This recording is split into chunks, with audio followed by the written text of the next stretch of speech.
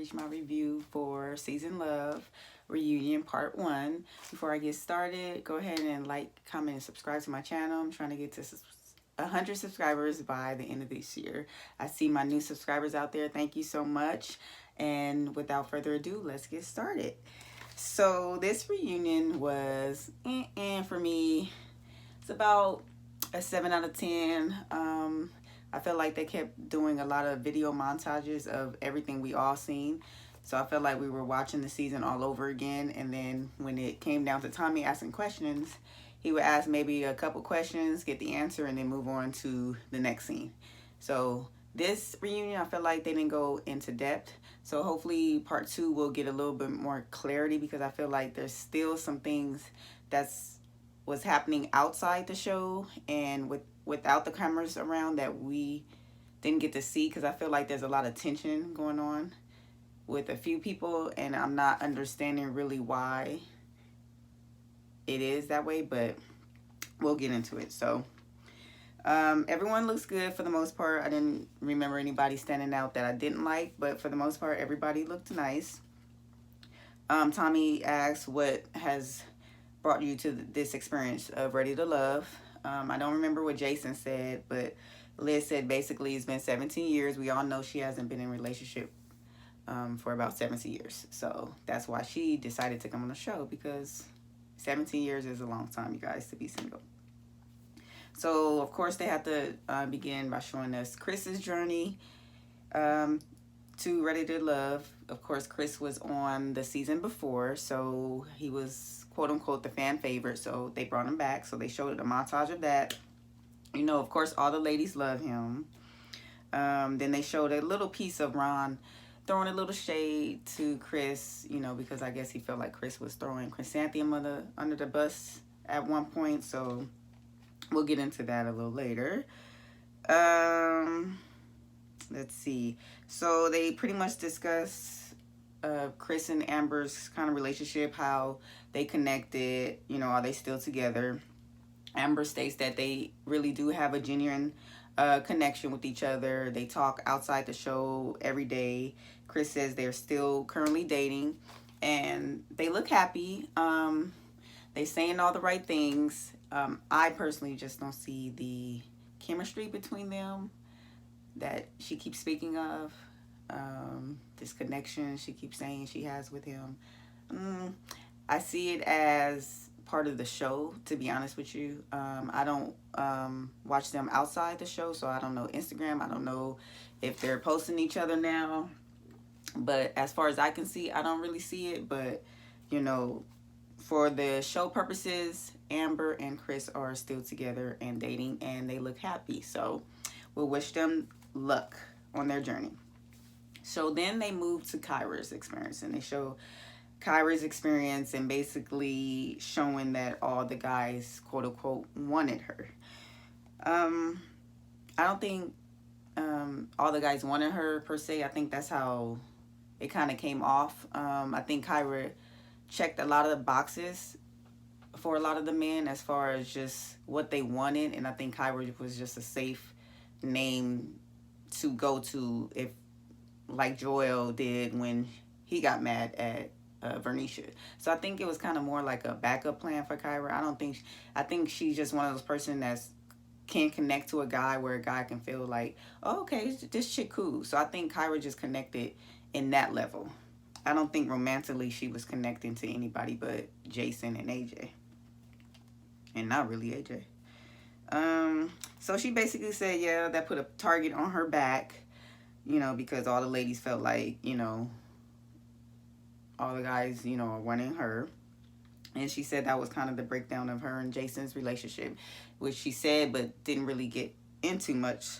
And then Alexis started talking. Basically, she was wondering too, like, what happened with the shift and how did all the guys, I think it was like 4 or 5 guys, just name Kyra. And Tommy was like, well, you know, when he ended it, he was like, well, no one would have known about that shift unless someone from the men's lounge said something. So it is what it is. So they go on break. I think it was Kyra, Vernisha, and someone else pretty much discussing that they think the guys are full of it. Kyra then says that Ron, which she gave us a little bit of information because we did not know this information, or unless I don't remember her saying that Ron tried to date her before the show started, and I don't remember her stating that she knew Ron before. So either they edited that out, or Ron and Kyra kept that a secret, like they didn't know each other at all. And so I guess Kyra feels that Ron is low-key hating on her because she never gave him no play. Because she's basically saying that everything, when there's drama around whatever they're talking about, it's always came back to Ron. Like Ron said it. So the ladies are pretty much thinking that like Ron is like a shit starter, basically. So we get a small little video message of Tressa. Tressa is not here. She did not make it because she has tested positive for coronavirus. So she sent a little video message saying that she's doing great. She's still single, dating, and everything's good with her. So we wish her the best. I think that was in April. So she's, I haven't heard that nothing happened to her. So she's probably doing well. So good for Tressa. So then they do a little montage of Khalil and Christian. I really don't know why. They were, again, like he said, not on the show for what, one episode? One, maybe two. So we got a little scene with them. So basically, Christian, they caught up with what they're doing. Christian is talking to Andrea, which is another cast member in the back. They had an encounter within the show that was awkward, kind of like they didn't really connect, but I guess outside the show they kind of started to continue that, so that's good to know. I like that people, once the show is over, like they kind of start connecting, start talking to people. Like I like that. It's not like it just stops there. It's a show and then we're done. They actually like start talking and getting to know each other, so that's cool. So they asked Khalil, you know, what he's been up to, and he's said that he went on a few dates with Ida. Ida was kind of taken back because she said that, well, when we discussed it, are we going to talk about if we're dating or not? You said, like, pretty much hell no. And now you're saying we are dating. So I really didn't get that part. Okay, they're dating. I don't know why she was so upset. I guess she was upset that he said he wasn't, and then what was, he said he was trying to wait to reunion. So I guess. But anyway, they're dating. So let's see. They show a video. See, I feel like I'm just saying they show videos. Like that's because that's pretty much all they did in this reunion was show videos. So they showed videos of Ron interactions with the ladies, mostly Alexis and Chrysanthemum.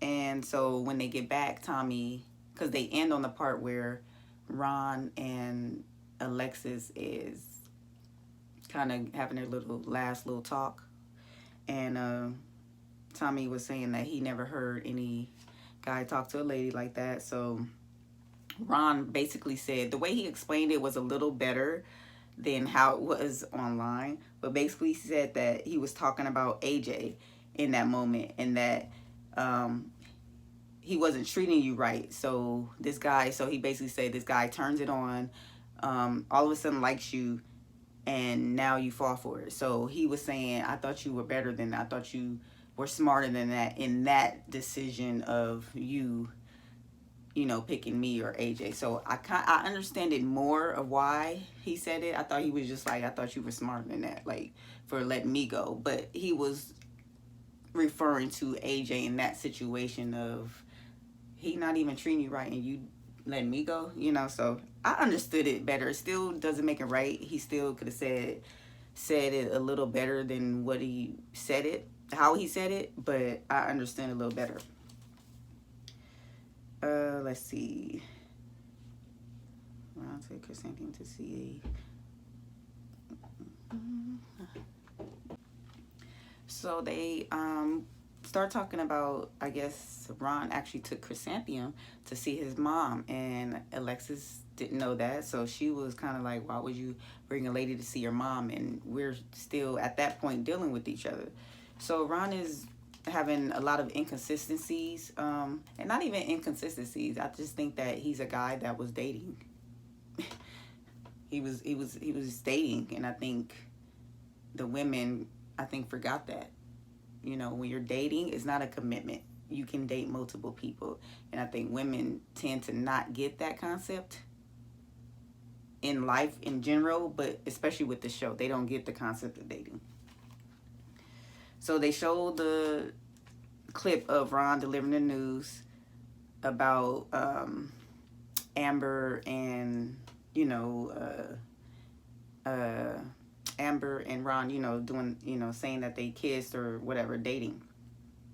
And Amber was like, you know, she has a problem with Ron. She feels like he's consistently lying. So he said, yeah, they went on many dates. And then she said many, and then he says a couple. And then basically they went on one date. So he went from many to a couple to one. So he's a fucking liar. Like, he's an exaggerator. He's the type of guy who makes himself look better than what he is. He's the one on Instagram posting stuff that's not real, you know, that's faking it till they make it. Like, he gives me those type of vibes. So yeah, Amber's not really feeling that. Feels like he's like a liar. Let's see. So they get into Kyra. Oh no, wait, hold on. Sorry. So they move on to the montage of the brotherhood. Basically, Tommy applauds them for, you know, their vulnerability, them coming together as men. You know, they talk about, you know, black guys not being able to show their emotions and expressions, and, you know, they show Jason crying. So he, like, gave them props for just kind of opening up and being vulnerable in front of the cameras. So that was pretty cool. Again, we show another video montage of Frickin' Frack, which is Chrysanthemum and Stacy. So Chrysanthemum said they pretty much just get each other. The man obviously had a problem with their friendship. They thought that their conversation would be shared, so they would back up away from them when they saw them two together, because they didn't want to be on the phone talking to one of them and then the other one going back and kind of discussing what their conversation was. Stacy says she actually never seen any text from a guy, so that's just the guys projecting what they think will happen. So according to them, they never really discussed the guys to each other in that way. I don't necessarily believe that, but hey, we're gonna go with what she says. She says that it's actually not fair that, you know, we're getting talked about because of our friendship when we just had a discussion about you guys' bromance, you know, the brotherhood, you guys coming together and being there for each other. But when we do it, it's a problem, you know. So she made a good point. It's a double standard, and it is, because literally we just got through talking about how you guys were together and, you know, this and that. And I know you guys for a fact had conversations with each other about the ladies, but the Chrysanthemum Stacy can do the same thing. It's the same thing. What's the problem? Okay, so we move on to a video montage of Alexis and AJ's journey. Girl, AJ don't want you. AJ didn't like you. You put your eggs in one basket with him. Well, you didn't, but I'm saying he knew that you were feeling him, and he used you to keep him on the show. Okay, that's all that it is. So they asked him, how did you send, you know, Alexis home? Pretty much after that, y'all was connecting. So how did you just switch up like that? And he basically said his connection was stronger to Kyra, and I made a decision just like everyone made their decision.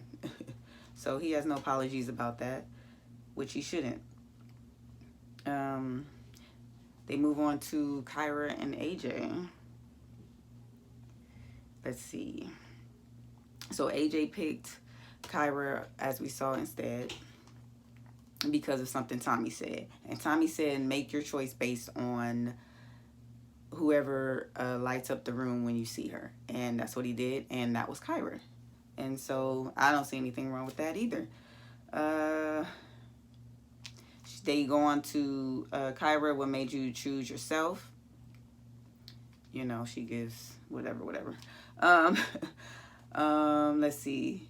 So basically, at the end of the show, she had to go out of the country, and They continued to talk. You know, like I think every day she said she intently talked to him every day while he was out. Come to find out, Alexis calls her and tells her that she's pretty much on a date or went on a date with AJ. And so I guess that kind of put a pause on Kyra because it's like, okay, like I said I'm not ready. We're trying to work towards something, but then as soon as I get out of the country, now you're back to talking to Alexis. So then Alexis says that she didn't know that you guys were still dating, AJ and Kyra, and if I would have known that, I wouldn't even been entertaining you. So they end with the question of, Kyra, are you still interested in AJ? Oh, and before that, Tommy asks, who do you want? And AJ says, definitely not Alexis. And I was like, what in the world? Like, that was disrespectful, borderline disrespectful, you know, but no one said anything to that. But anyway, yeah, so they ended with the cliffhanger, you know, if Kyra wants AJ. Like I said, it was a bunch of nothing. I feel like I said nothing on this on this interview, on this review. Like I said, they just did a whole bunch of video recaps for us and a couple questions, and they were done. Yeah, I hope part 2 is way better than this. I don't think it's a part 3. So we'll see how it goes. I don't think Kyra and AJ are talking to, or I don't think they're really going to end up together. It's just too much confusion. It's too much like combativeness when it comes to them. And I've been in something like that, and it's like, it's not supposed to be like this. It's not. Like, they could be the coolest person in the world, but if literally every time y'all get in the room with each other, it's just like this. No, it's not. Let it go, right? So there you have it, you guys. There's my recap. I know it was very lackluster, but this reunion wasn't impressed at all. But thank you again for watching. Please make sure you like, comment, and subscribe to my channel. And I will see you in part 2 next week.